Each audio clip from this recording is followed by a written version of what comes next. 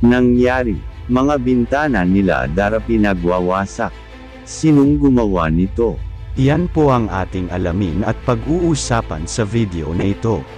Hiling ko lang po mga kalingap, bago po tayo magpatuloy sa ating mixing reaction video, baka naman po pwedeng pakisuportahan po natin sila Val Santos, Matt Ubang at Kalinga Prab. Maraming salamat po sa inyong lahat.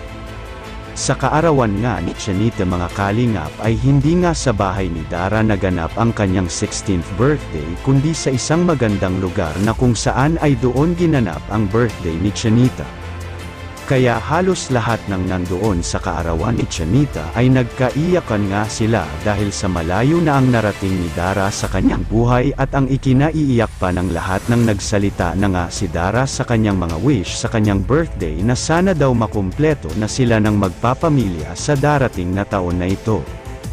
Kaya pagkatapos nga nakaganapan na iyon ay kasiyahan naman ang naipalat dahil masaya si Dara dahil nakakasama niya sila Rab at ang buong Kalingap Angels na ito ang nagpapalakas sa kanyang sa ginagawa niya sa pang-araw-araw.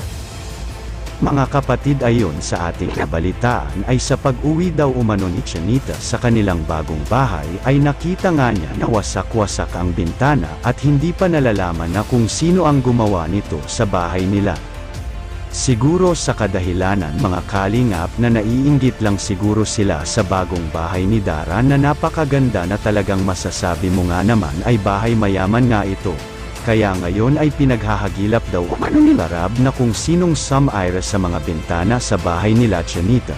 Kaya hanggang dito na lang po muli mga kalingap ang ating ginawang mixing reaction video. Maraming salamat po sa inyong patuloy na panonood at suporta.